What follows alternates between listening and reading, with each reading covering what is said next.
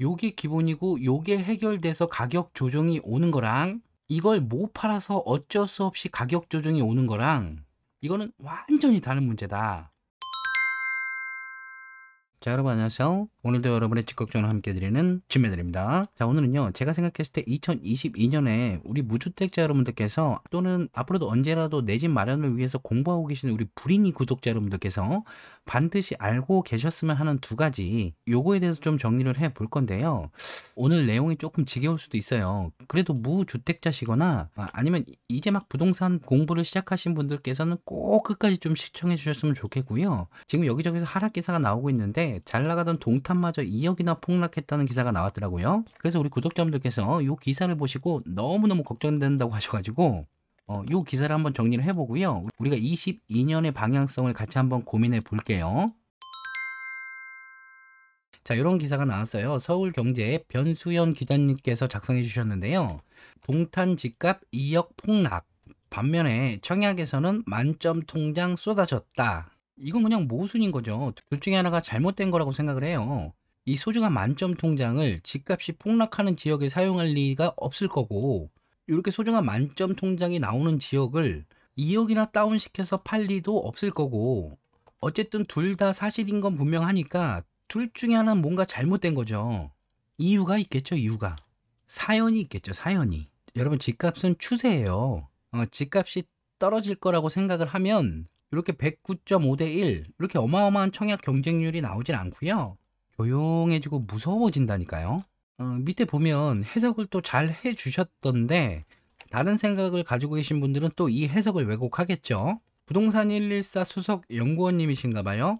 어떻게 바라보셨냐면 동탄은 수도권에서 가장 단기간에 높은 가격이 이루어졌던 곳 중 하나로 최근 급 조정은 이에 대한 피로감이 반영된 결과라며 청약 경쟁률이 10대 1 미만은 되어야 대세 하락이라고 볼 수 있는데 수도권 공급 가뭄이 예정돼 있는 만큼 경쟁률이 높게 나타나고 있는 것이라고 진단했다.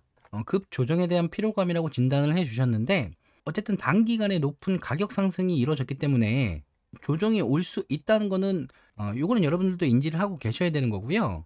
지금 지역별로 조정이 오고 있는 건 사실인데 과연 이 조정이 왜 오고 있는 걸까? 이게 중요한 거죠, 이게. 자, 여러분 이 아파트 어딘 줄 아시나요? 저도 몰라요, 어딘지. 이렇게 보면 누가 알아요, 여기가 어딘지. 이렇게 봐야죠, 이렇게 봐야죠. 이렇게 보면 위치를 알 수 있잖아요, 멀리서. 나무만 보지 마시고요, 숲을 보셔야 돼요, 숲을. 나무만 볼 줄 아는 사람들이 자꾸 구독자 끌어모으려고 무주택자 여러분들 위로해 주면서 나도 무주택자인데 하면서 자꾸 이렇게 끌어안아 주는 듯한 그런 거에 속으시면 안 되고요. 자, 예전에는 하락론자가 있고 상승론자만 있었던 것 같은데 요즘에는 세모도 있더라고요. 조정론자인가? 차라리 하락론자가 난 게요, 이렇게 차선이 있으면 딱 중간에 이렇게 서가지고 이렇게 뺐다가 저렇게 뺐다가, 이게 제일 나쁘고 무주택자 여러분들에게 제일 해가 되는 사람이에요. 이게 겁은 겁대로 다 줘놓고 나는 전문가가 아니래. 뭐 어떻게 하는 거야. 자, 부동산에서 가장 중요한 건 수요 공급이라고 말씀드렸는데요. 이 수요 공급에 의해서 결정되는 결과물, 이 결과물이 가격이에요. 얘가 기본이고, 그러니까 금리도 가격에 영향을 주고 심리도 가격에 영향을 주고 정책, 세금 뭐 이런 것들도 다 가격에 영향을 주는데 기본이 얘기 때문에 이 기본을 해결하지 않고 다른 요소들을 제거하면 언젠가는 이 기본이 만들어내는 문제가 있을 거 아니에요. 얘를 억지로 눌러댔으니까 이 문제가 있을 텐데 요 문제되는 부분이 언젠가는 튀어 올라올 거다. 저는 지금 언젠간 튀어나올 요거 때문에 여러분들께 열을 올리는 거고, 얘는 뒤에 감춰있기 때문에 나무만 보는 사람들은 이걸 절대 볼 수가 없단 말이에요. 여러분 마트에 갔는데요, 마트에 가면 카트가 있잖아요. 저는 이 카트를 사용하고 카트 지정된 곳에 두지 않아요. 그냥 내가 타고 온 차 뒤에 카트를 두고 나는 숭 가는데, 그럼 알바생이 저를 욕하겠죠. 아, 저 사람은 참 얼굴만 잘생겨갖고 카트를 아무 데나 놓고 가네, 이러면서 욕하겠죠. 근데 저같이 카트를 아무 데나 막 두고 가는 사람들이 많아지면 이 알바생은 웬만하면 이 알바에서 잘릴 일이 없어요. 오히려 알바생이 더 늘어나죠. 그럼 알바생이 이걸 욕할 일인가요, 아닌가요? 아니면 반대로 모든 사람들이 카트를 제자리에 탁탁탁 이렇게 놓으면 이 알바생은 바로 잘릴걸요? 근데 어떤 게 이 알바생을 위하는 건지 아, 왜 이런 생각 안 하고 보이는 것만 보려고 그러는지 모르겠어요. 자, 어쨌든요. 신규 공급이 있고 재고 주택 공급이 있는 건 다 알고 계시죠, 이제? 신규 공급은 우리가 받는 분양, 그리고 재고 주택은 다주택자가 공급을 해주는 건데 지금은 이것도 시원찮고 이것도 시원찮은 상황이에요. 이렇게 공급이 부족한 상황에서 신규 수요는 계속 늘어난단 말이죠. 시간이 갈수록. 자, 이제 요거는 다 알고 계실 거고, 자, 그러면 요 수요 측면에서 한번 보자고요. 수요는 다시 매매 수요와 전세 수요로 나눠지는데요. 매매 수요는 실수요와 가수요가 있고 전세 수요는 전형적인 실수요죠. 그래서 제가 항상 전세에 주목하셔라, 실수요에 주목하셔라 같은 말이에요. 실수요는 내가 이 집에 들어가서 살 사람이고, 이렇게 가수요는 우리가 이렇게 전세를 끼고 사는 분들, 이쁘게 말하면 투자자, 정부에서 말하는 투기꾼, 뭐 이렇게 지칭할 때도 있는데, 일단 저는 이걸 가수요라고 말씀을 드릴게요. 근데 지난 영상에서도 말씀드렸지만 지금은 이런 가수요가 없어요. 실수요자로만 움직이는 시장이란 말이죠. 그 와중에 몇몇은 돈이 넘쳐 흐르셔서 투자로 사시는 분들도 계시겠지만 웬만한 분들은 지금 세금 감당이 안 돼서, 세금 때문에 실익이 없어서 신규 다주택 포지션을 취하지 않는단 말이에요. 자, 그럼 이제 서울, 경기, 인천 이 안에 규제 지역에서는 실수요자 위주로 돌아가고 있는 시장이다. 일단 이렇게 판단을 하셔야 돼요. 자, 그럼 좀 더 나가서 매매 실수요자는 내가 지금 무주택인 상태에서 이 거주하시는 분이겠죠? 요 분이 이렇게 넘어와서 무주택에서 1주택 신규 취득하시는 분이 생길 거고, 지금 기존 1주택을 갖고 있는 분이 다른 1주택으로 갈아타기 수요가 있겠죠? 근데 지금 요 분이라고요. 원래 이렇게 전세 끼고 사는 사람들은 가수요, 투자자, 투기꾼인데 지금은 이 1주택자가 가수요, 투자자, 투기꾼이라고요. 요 그림을 정부에서 이렇게 만든 거예요. 여러 가지 이유가 있는데 지금 요 집에 요 전세 실수요자, 요 실수요자가 이렇게 살고 있잖아요, 요 집에. 근데 지금 요 1주택자는 요 집에 살고 있을 텐데 요 집에서 이렇게 갈아탈 수도 있는 거잖아요. 이게 꼭 투기 목적은 아니어도 이사를 갈 수도 있는 거고, 어떤 사정에 의해서 이렇게 갈아타는 게 나쁜 건 아니잖아요. 어떻게 보면 지극히 당연하고 자연스러운 현상이잖아요, 이건. 근데 이 안에 요 분이 요 길로 이렇게 갈아타기 위해서는 요 안에 살고 계시는 요 실수요자분, 요 분이 이 안에 들어있는 상태에서 요 분을 전세를 끼고 사셔야 된다는 건데, 요 시장이 지금 계속 이어지고 있는 거예요. 자, 여러 가지 이유 중에 하나인데 정부에서 임대차 입법을 시행하면서 이분이 2년이 지난 다음에는 계약갱신권을 청구해서 2년을 더 살 수가 있잖아요. 근데 요 2년을 더 사는 걸 저지하기 위해서, 그러니까 요 계약갱신 청구권을 사용하지 못하게 하기 위해서는 이렇게 새로 요 집을 사는 사람이 6개월 전에, 요 6월 전에 이 집의 등기를 끝내야 되는 거예요. 세입자가 있는 상태에서. 결국은 전세 끼고 사는 요거를 정부에서 장려를 시켜놨다니까요. 이 사람들은 보호해 주는 게 정부 방향성이었는데 이 사람들을 이 사람들로 만들었다고요. 그리고 이제 전세 실수요자는 전세에서 전세로 가겠죠. 자, 그래서 이제 여기까지는 너무 많이 들어서 잘 아시잖아요. 이제 왜 가격 조정 얘기들이 나오고 있나? 정리를 좀 해봤는데요.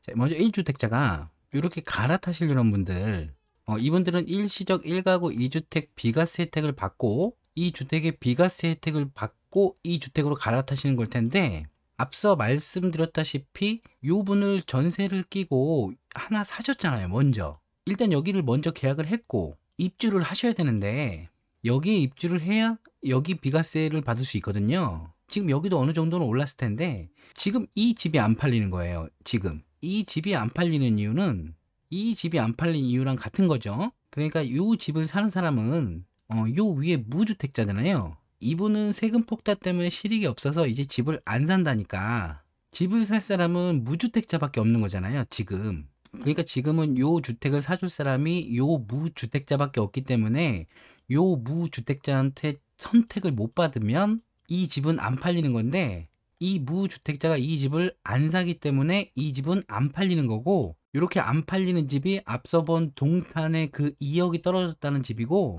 그 집이 안 팔리는 이유는 이 무주택자가 안 사서 안 팔리는 거잖아요. 이 집을 살 사람은 이 무주택자밖에 없으니까. 근데 이 무주택자가 이 집을 왜 안 사냐? 아니, 안 사는 건 맞냐? 안 살 수도 있고 못 살 수도 있을 텐데 지금은 안 사는 게 아니고 못 사는 거라고요. 못 사는 거. 왜죠? 대출이 안 나오니까 사고 싶어도 못 사는 거예요. 요게 근본적인 이유고, 요 대출이 안 나오는 게 요게 근본적인 이유고, 이 기사에서도 수석연구원께서 분석을 해 주셨잖아요. 이렇게 보면 단기간에 높은 가격 상승이 이루어졌기 때문에, 가격이 여기 있었는데 단기간에 올라왔기 때문에, 아까 그 무주택자가 요거를 사기 위해서는 얘가 요렇게 올라간 만큼 요 무주택자의 대출도 요렇게 올라가야 사는 건데, 요 무주택자의 대출은 오히려 요렇게 내려가니까 요렇게 올라간 집을 못 산다고요. 근데 청약 통장 만점이 쏟아진다는 거는 단순하게 가격이 싸기 때문에 얘는 사고 얘는 안 사고가 아니고, 지금 수요는 어쩔 수 없이 가격이 저렴한 곳으로 이렇게 이동을 하고 있다는 걸, 요걸 빨리 깨달으셔야 되는 거예요. 요걸 지금 수요가 가격이 저렴한 곳으로 이동을 하고 있다, 요거를 빨리 깨달으셔야 된다는 말씀이고, 방금 예를 든 건 이제 무주택자가 요 주택을 사는 걸로 이해하기 편하게 말씀드렸지만, 결국에는 1주택자가 요걸 사든가 무주택자가 요걸 사든가 어쨌든 지금 대출에 부딪혀서 요걸 못 사는 거고, 요게 될 수도 있는 거잖아요. 그러니까 결국은 요 주택이 안 팔리니까 이렇게 갈아타려는 분들은 요 집을 양도세 혜택분과 대비해서 비교해서 그 혜택 대비 더 싸게 팔 수는 있잖아요. 못 팔면 아예 비과세를 못 받는 거니까. 그리고 이사도 못 가고 잔금도 못 치르고 여러 가지 너무 복잡한 문제가 생기니까, 이분은 어쩔 수 없이 가격 조정을 해 줄 수밖에 없는 거예요. 요게 기본이고, 요게 해결돼서 가격 조정이 오는 거랑, 이걸 못 팔아서 어쩔 수 없이 가격 조정이 오는 거랑, 이걸 살 사람들이 대출 때문에 못 사서 어쩔 수 없이 가격 조정이 오는 거랑은, 이거는 완전히 다른 문제다. 자, 그래서 지금 사고자 하는 실수요자분들이 이동하고 있는 것과, 팔고자 하는 1주택자가 어쩔 수 없이 가격 조정을 해주던 이유까지 정리를 했죠. 그럼 여기서 이런 생각도 할 수 있을 거예요. 다주택자가 같이 매물을 내놓으니까 가격이 조정이 되는 게 아니냐, 요렇게 생각하실 수도 있을 텐데, 지금 다주택자 매물은 거의 없다고 봐야 돼요. 지금까지 없었던 다주택자 매물이 아무 변화도 없는데 나올 리는 없잖아요. 양도세 조정을 해주면 몰라도. 자, 그래서 이제 요 밑에를 정리해보면, 그럼 지금 이제 전세를 살고 계신 분들도 있을 거잖아요. 이분이 1주택을 취득하면 이쪽으로 가는 거고, 아니면 전세에서 전세로 가실 텐데, 이제 임대차 입법으로 2+2가 올 7월 이후부터 만기되는 분들이 나올 거 아니에요? 그리고 계약갱신권을 청구하지 않은 분들도 있을 거예요. 어쩔 수 없이 어디로 이주를 해야 되기 때문에 지금 이 집에 안 사는 분들도 계실 거고, 어쨌든 만기가 돼서 신규 전세를 구하려면 지금 이분은 99.9%도 아니고 100% 동일 지역에 비슷한 컨디션의 전셋집을 구하려면 무조건 가격이 올라갈 거예요. 그러니까 임대료가 올라간다는 말이죠. 자, 그럼 이분의 선택은 외곽으로 이동할 수밖에 없죠. 외곽으로. 이렇게 중심지가 있으면 여기 가격이 올라가니까 어쩔 수 없이 한 단계 옆으로 넘어가고, 어쩔 수 없이 한 단계 넘어가고, 임대 가격이 부딪히니까 이렇게 이동을 할 수밖에 없다는 말씀이고, 이거는 예측하는 것도 아니고 100%잖아요. 그러면 이분들이 이동하는 이 외곽에 물량은 줄어들겠죠? 물량이 줄어든다는 거는 전세 가격이 또 올라갈 개연성이 크다는 거고요. 자, 그럼 여기서 이 외곽으로 이동한 사람이 여기서 만나죠. 여기서 만나고, 그럼 아까는 요 실수요자들이 이렇게 움직여서 매매가가 올라갔는데, 여기서 이 외곽으로 이동하는 전세 수요까지 올라가면 결국에는 수요가 이동하는 외곽 지역에 매매가 상승, 전세가 상승이 올 개연성이 엄청나게 커졌다는 거고, 그래서 지금 요게 무주택자분들에게 굉장히 중요한 내용이라고 말씀을 드리는 거예요. 자, 그럼 여기서 이분들이 가격에 부딪혀서 외곽으로 이동했기 때문에 기존에 사시던 곳의 전세 물량은 늘어나겠죠. 그러니까 이게 어디서부턴가 이렇게 내려오고 이렇게 내려오고 여기 내려올 텐데, 상위 지역으로 갈수록 전세 물량이 늘어날 거예요. 그럼 결국 중심으로 갈수록 전세 물량이 조금씩 쌓일 수 있는 개연성이 크겠네요. 그래서 지금 전세 물량까지 쌓인다는 얘기들이 나오는 거고요. 요건 이제 본격적인 이사철이 오면 다시 채워질 걸로 보면 될 것 같은데, 요 물량을 받아주고 채워줘서 다시 요분들한테 나눠주던 분들이 요 가수요자분들이고, 요분들이 다주택자인데 지금 요 다주택자들 양성을 많이 안 하니까 요게 계속 꼬이는 거예요. 요게 신경 쓰다 보니까 너무 흥분했는데, 자, 어쨌든 여기가 너무 걱정이에요. 자, 그래서 이렇게 잘라서, 자, 그래서 이분들이 이제 이 가격이 감당이 안 되니까 주변 지역에 빌라나 오피스텔을 매수했을 거란 말이죠. 그래서 오피스텔 가격도 상승했고, 전세로 가신 분들도 있기 때문에 전세 물량도 상승했고요. 자, 지금 이 상태예요. 이 상태. 이게 막 돌아가야 되는데 이게 딱 얼음 요 상태인데 이 상태에서 이제 우리는 2022년을 맞이해야 되잖아요.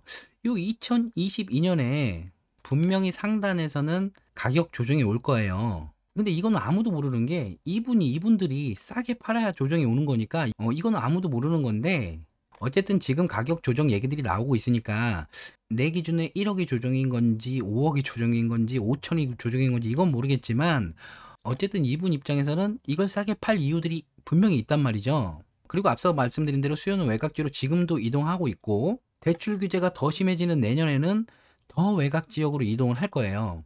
자, 그래서 오늘 또 같은 말인데 이 두 개가 여러분들께서 22년에 기억하셔야 될 키워드인데요. 그래서 또 결론은 지난 영상과 또 같이 가는데요. 무주택자 여러분들이라면 지금도 망설이지 마시고 요 두 개에서 기회를 좀 찾아보셨으면 좋겠고 일단 내가 자금이 안 되신다 그러면 조금 포장해서 외곽이라고 말씀드렸지만 요건 그냥 가격이에요. 저렴한 가격. 만약에 주변에 지금 아직 안 오른 집들이 있다 그러면 내년부터는 이게 올라?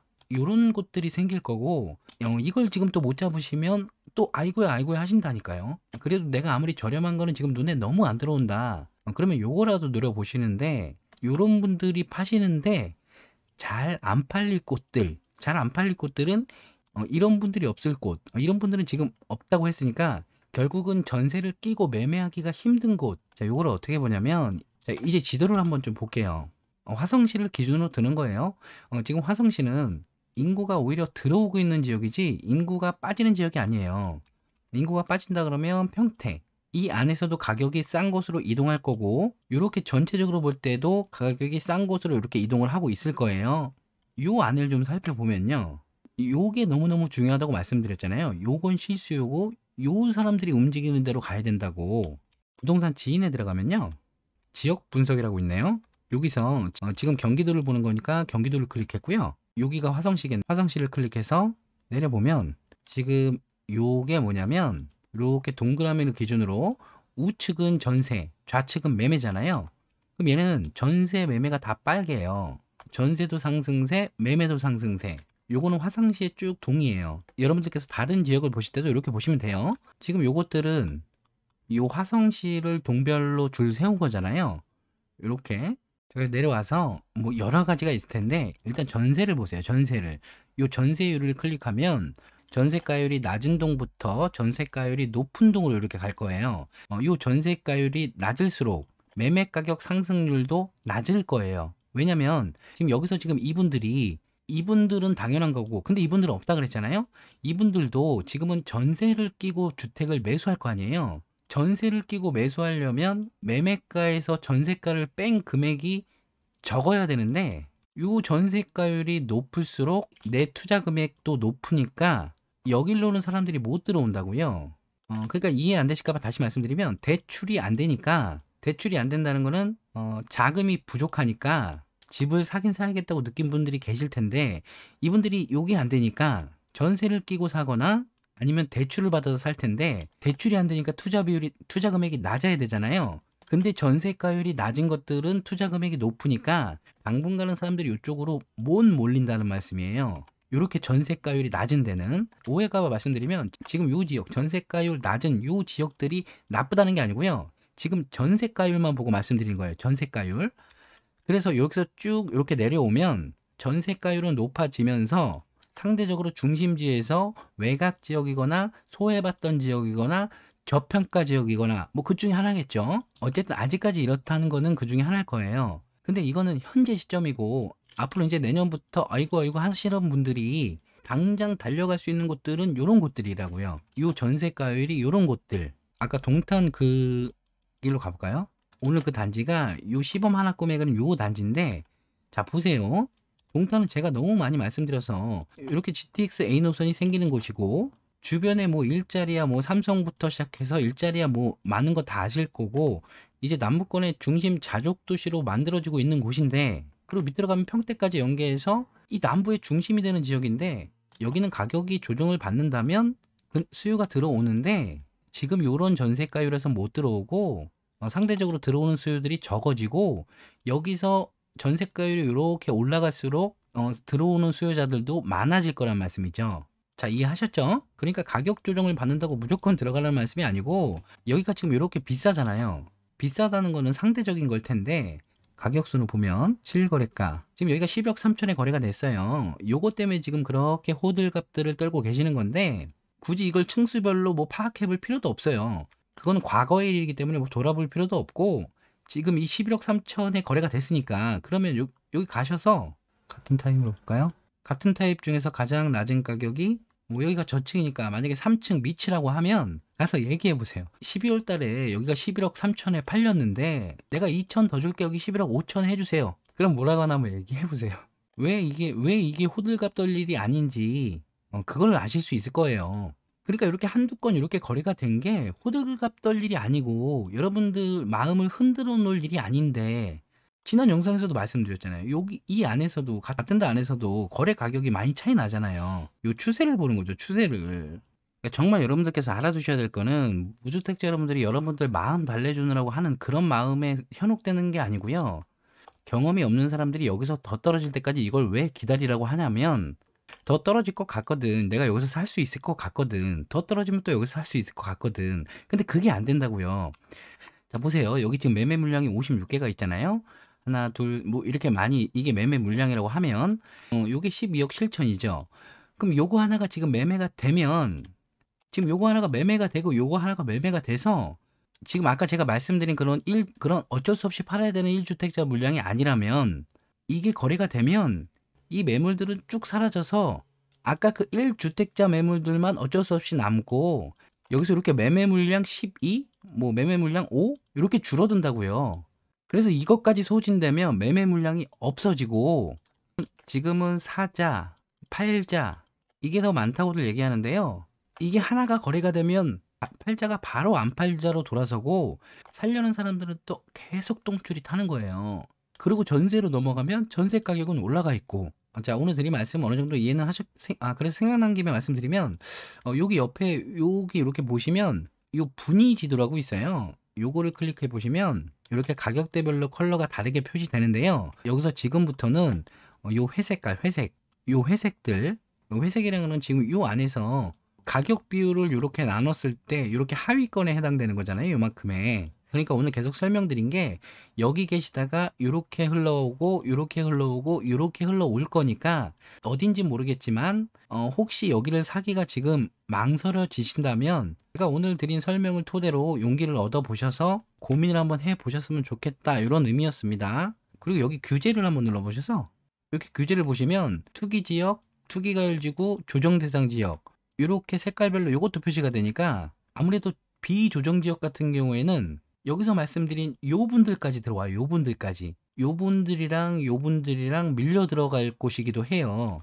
저는 비조정 지역은 웬만하면 추천을 안 드리는 사람인데, 지금 상황이 어쩔 수가 없어서 주거 비용을 줄여야 되기 때문에 요렇게 비조정 지역까지 한번 고민을 해 보시고, 이것도 지난 영상에서 말씀드린 건데, 수도권을 조금 넓게 보셔서, 지금 요 아래쪽은 요 당진도 괜찮고 아산도 괜찮고 일자리들이 생길 곳이라서 괜찮은데, 이쪽은 공급이 좀 있어서 아무래도 요쪽으로 좀 보고 있는 것 같아요. 사실 저는 요즘에 지방을 좀 많이 다니고 있거든요.